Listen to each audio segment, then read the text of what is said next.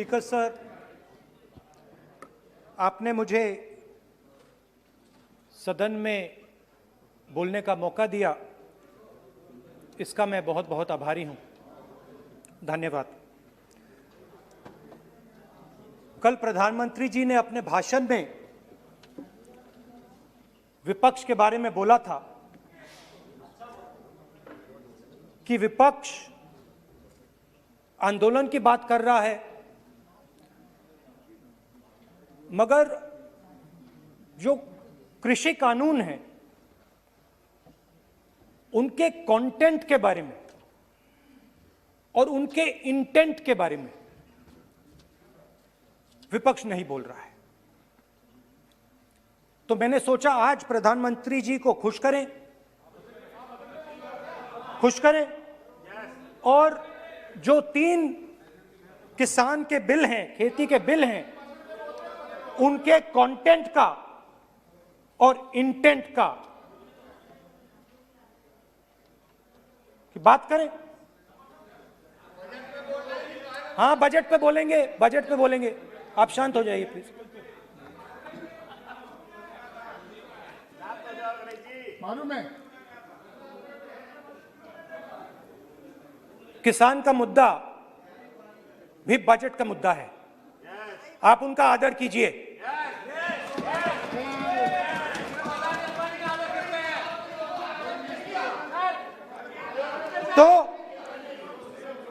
तो बात है कि इन 3 कानूनों का कंटेंट और इंटेंट क्या है। तो पहले कानून का कंटेंट, कोई भी व्यक्ति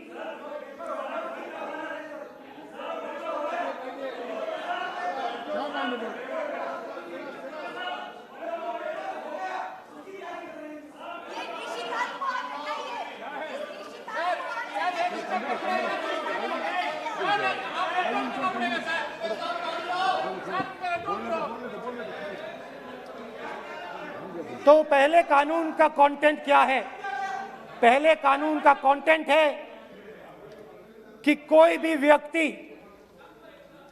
देश में कहीं भी कितना भी अनाज, सब्जी, फल खरीद सकता है, जितना भी खरीदना चाहता है खरीद सकता है। तो अगर खरीदी देश में अनलिमिटेड खरीदी होगी तो मंडी में कौन जाएगा? मंडी में कौन जाके खरीदेगा? तो पहले कानून का कंटेंट मंडी को खत्म करने का है। इसका लक्ष्य मंडी को खत्म करने का है। दूसरे कानून का कंटेंट क्या है कि बड़े से बड़े उद्योगपति जितना भी अनाज, जितना भी फल, जितनी भी सब्जी स्टोर करना चाहते हैं वो स्टोर कर सकते हैं, कोई लिमिट नहीं, जितना वो होल्ड करना चाहते हैं कर सकते हैं। दूसरे कानून का कंटेंट एसेंशियल कमोडिटीज एक्ट को खत्म करने का। दूसरे कानून का कंटेंट जमाखोरी को अनलिमिटेड तरीके से हिंदुस्तान में चालू करने का। अब तीसरा भी कानून है। तीसरा कानून का कंटेंट जब एक किसान हिंदुस्तान के सबसे बड़े उद्योगपति के सामने जाकर अपने अनाज के लिए, अपनी सब्जी के लिए, अपने फल के लिए सही दाम मांगे तो उसे अदालत में नहीं जाने दिया जाएगा। तीसरे कानून का कंटेंट आपको याद होगा,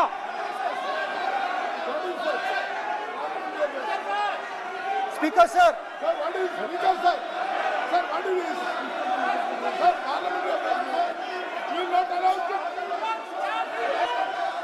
फैसला दे रहा हूं। डरते क्यों? सुनो, तू हिलिया सब पागल। सुन अपने स्पीकर सर, दादा स्पीकर सर, आप बजट फैमिली प्लानिंग का आप बजट पर बात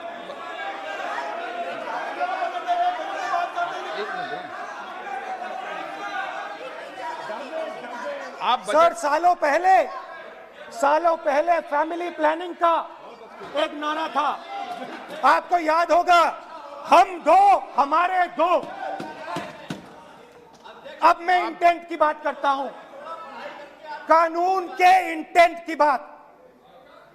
आज क्या हो रहा है, जैसे कोरोना दूसरे रूप में आता है, वैसे ही ये नारा दूसरे रूप में आया है। आज इस देश को 4 लोग चलाते हैं। आप बजट पर चर्चा कर लें। बजट पे कर रहा हूं सर, बजट पे आ रहा हूं। 4 लोग चलाते हैं, हम दो बता दिया। और हमारे दो। जैसे उस टाइम नाम सब जानते हैं, नाम सब जानते हैं। नो आप बोलो, आप डिस्टर्बेंस मत हम करिए। दो हमारे दो। ये किसकी सरकार है? हम दो हमारे दो की। माननीय सदस्य इधर। तो आप आसन को पहले संबोधित करें। कानून का इंटेंट बताता हूं। आप आसन को संबोधित करें। पहले कानून का इंटेंट माननीय सदस्य, आप आसन को कि हमारे संबोधित दो करें। मित्रों में से एक जो सबसे बड़ा मित्र है, उसको पूरे हिंदुस्तान के अनाज, फल और सब्जी को बेचने का अधिकार। यह है पहले कानून का इंटेंट। नुकसान किसका होगा? नुकसान ठेले वालों का होगा, नुकसान छोटे व्यापारियों का होगा, नुकसान जो लोग मंडी में काम करते हैं, लाखों लोग, उनका होगा। अब चलिए दूसरे कानून की इंटेंट की बात करते हैं। दूसरा कानून का इंटेंट दूसरे मित्र की मदद करने का है। दूसरे मित्र को पूरे देश में अनाज, फल और सब्जी की स्टोरेज की मोनोपोली दी जा रही है। आज दूसरा मित्र 40% हिंदुस्तान का अनाज अपने साइलों में रखता है। ये कांग्रेस पार्टी की बैठक नहीं है, ये सदन है। और अगर बजट में साइलोज में रखेगा। ये सभा नहीं है। प्रधानमंत्री कहते हैं सर मैं अध्यक्ष जी आपको कहना चाहता हूँ, जब आपने बजट के लिए चर्चा के लिए पुकारा, मैं बता रहा हूँ, एक मिनट बैठिए। माननीय सदस्य, आज बजट पर चर्चा है, मैं आग्रह करता हूँ। प्रधानमंत्री कहते हैं बजट पर कि मैंने ऑप्शन दिया है। हाँ, आपने ऑप्शन दिया है। 3 ऑप्शन दिए हैं। पहला ऑप्शन भूख, दूसरा ऑप्शन बेरोजगारी, तीसरा ऑप्शन आत्महत्या। ये 3 ऑप्शन आपने दिए हैं। अब देखिए मामला क्या है। मामला ये है कि हिंदुस्तान का सबसे बड़ा बिजनेस, सबसे बड़ा व्यापार एग्रीकल्चर का है। अब बजट 40% आबादी इस पे जीती है, इससे जीती है। 40 लाख करोड़ रुपए का धंधा है। इसमें किसानों को फायदा मिलता है,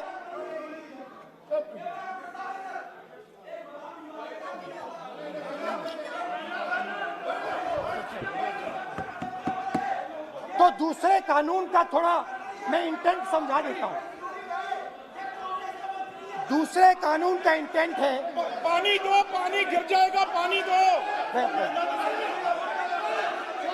दूसरे कानून का इंटेंट है कि एक व्यक्ति को आप पूरे देश के अनाज की स्टोरिंग की मोनोपोली दे दो, और जब किसान अपने अनाज के लिए सही दाम मांगने जाएगा, तो जिसके पास स्टोरेज की मोनोपोली होगी वो मार्केट में अनाज डालेगा और किसान से कम पैसे में खरीद करेगा।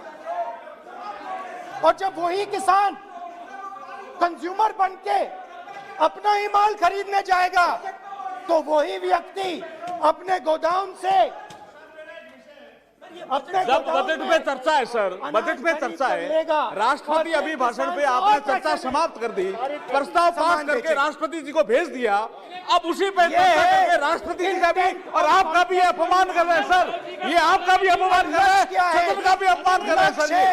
कि इस देश की जो रीढ़ की हड्डी है, किसान, मजदूर, छोटे दुकानदार, व्यापारी, उस रीढ़ की हड्डी को तोड़ के टुकड़े टुकड़े करके दो मित्रों को दे दो। Sir rule 218 sir, rule 218 sir, rule sir,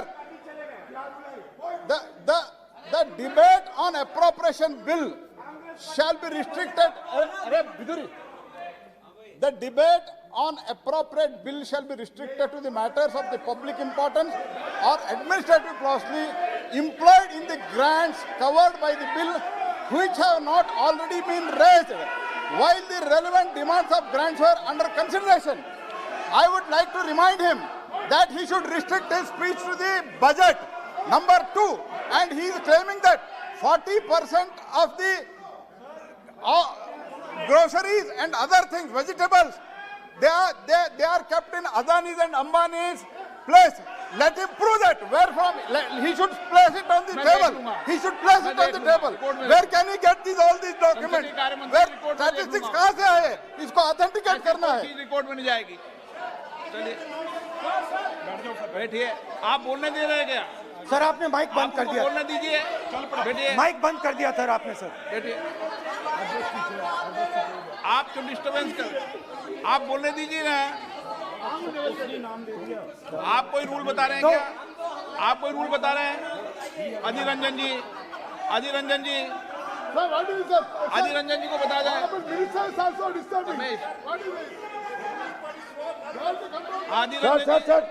Sir, 2214.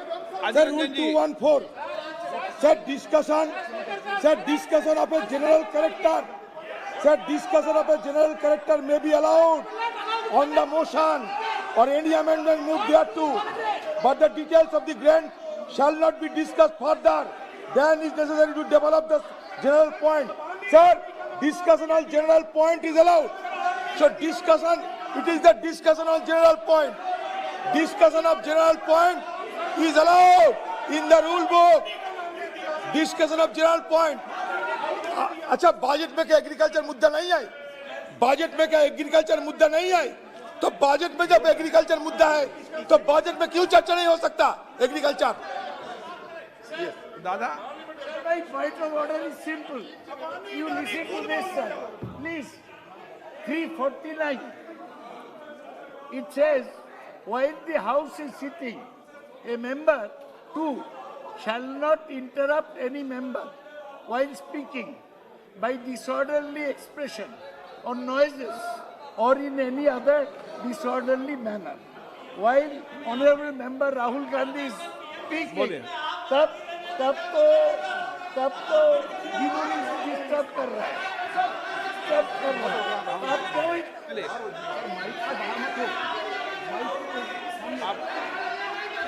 आज ये क्या कल नहीं था क्या? कल नहीं था.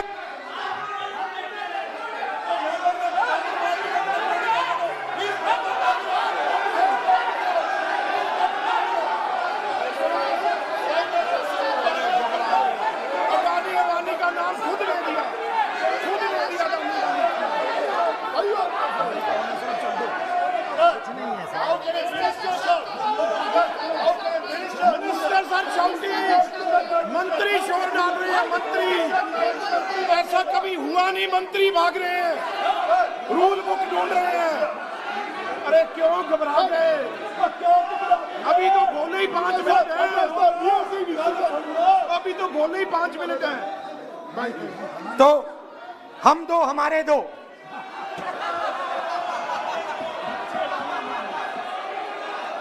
वो आपको याद होगा, वो फोटो होती थी 4, हम दो हमारे दो.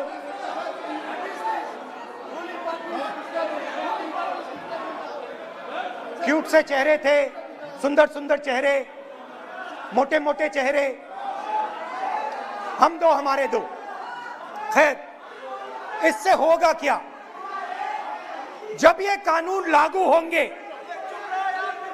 तो जो इस देश के किसान हैं, इस देश के मजदूर हैं, छोटे व्यापारी हैं, इनका धंधा बंद हो जाएगा। इनमें से किसानों की खेत चली जाएगी, किसान को सही दाम नहीं मिलेगा, छोटे दुकानदारों की दुकान बंद हो जाएगी और सिर्फ दो लोग,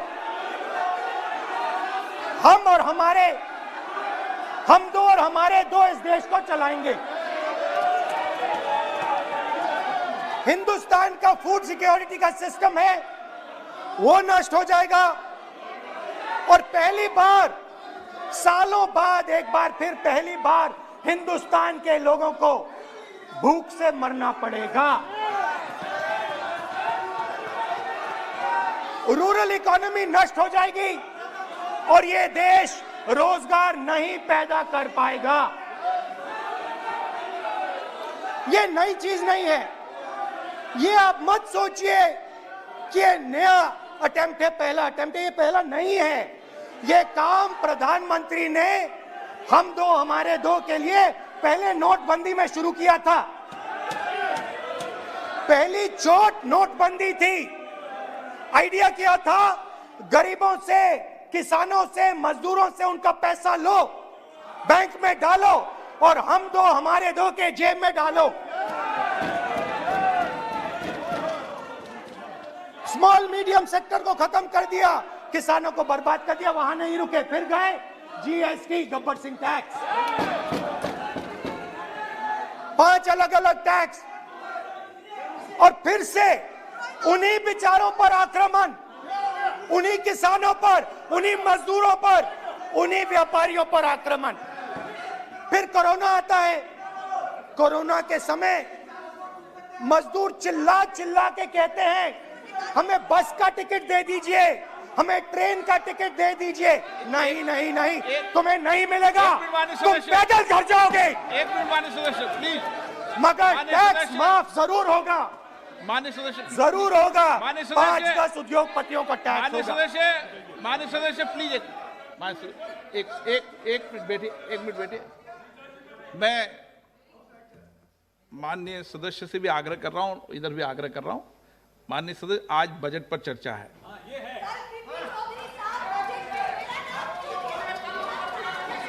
चलो चलाओ। मैं आ रहा हूं सर बजट पे। सर मैं आ रहा हूं बजट पे।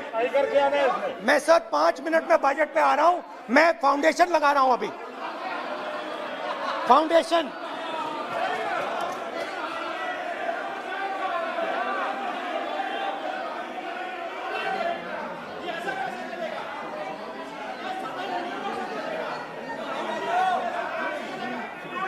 तो पहले नोटबंदी, फिर जीएसटी, फिर कोरोना के समय उन्हीं 4, 5, 10 लोगों को पूरा का पूरा कर्जा माफ, 10 लाख करोड़ रुपए जो भी था कर्जा माफ। मगर हुआ क्या? हिंदुस्तान का रोजगार का जो सिस्टम है, जो स्मॉल एंड मीडियम इंडस्ट्री है, वो खत्म हो गई। आज ये देश रोजगार नहीं पैदा कर सकता है, सीधी सी बात। और आज नहीं, कल भी ये देश रोजगार नहीं पैदा कर पाएगा, क्योंकि आपने इस देश की रीढ़ की हड्डी तोड़ दी है। किसान की, मजदूर की, छोटे दुकानदार की, स्मॉल मीडियम बिजनेस की रीढ़ की हड्डी तोड़ दी।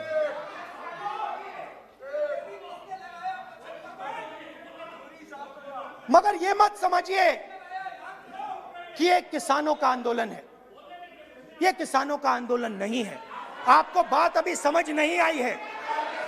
ये देश का आंदोलन है और ये किसान सिर्फ रास्ता दिखा रहा है। किसान अंधेरे में टॉर्च दिखा रहा है और एक आवाज से ये पूरा देश उठने वाला है।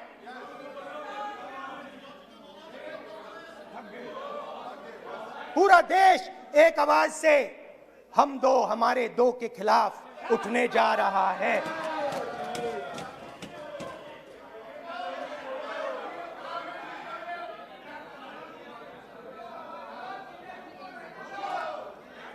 और ये याद रखिए, मैं कह रहा हूं, लिख के ले लीजिए।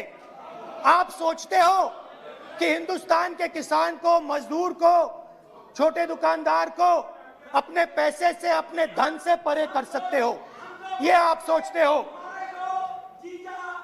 आप ये सोचते हो। आप लिख के ले लो मुझसे, किसान 1 इंच पीछे नहीं हटने वाला है। किसान आपको हटा देगा, मजदूर आपको हटा देगा, छोटा दुकानदार आपको हटा देगा, मगर वो पीछे 1 इंच नहीं हटने वाला। आपको कानून वापस लेना ही पड़ेगा। अब बात करते हैं बजट की। जब बजट पर बातचीत करने की बात उठी थी, प्रेसिडेंट एड्रेस पे बात करने की बात उठी थी,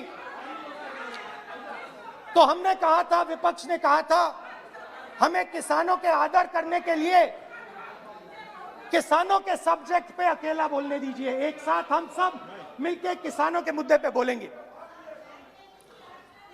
स्पीकर सर ने सरकार से पूछा और सरकार ने कहा नहीं, किसानों के मुद्दे पर चर्चा नहीं होगी, बजट पे होगी और प्रेसिडेंट एड्रेस पे होगी, अलग चर्चा किसान के मुद्दे पे नहीं हो सकती। तो प्रोटेस्ट में मैं कह रहा हूं, मैं बजट पे आज यहां टिप्पणी नहीं करने वाला हूं। मैं आज सिर्फ किसान के मुद्दे पे बोलूंगा और उसके बाद मैं अपना मुंह चुप कर दूंगा। अंत में मैं कहना चाहता हूं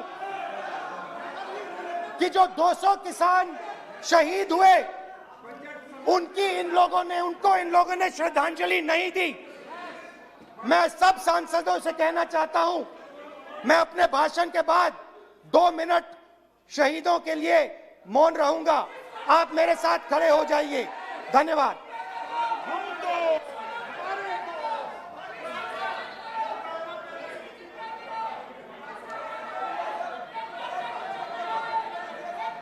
एक मिनट, आप बैठो। एक मिनट, माननीय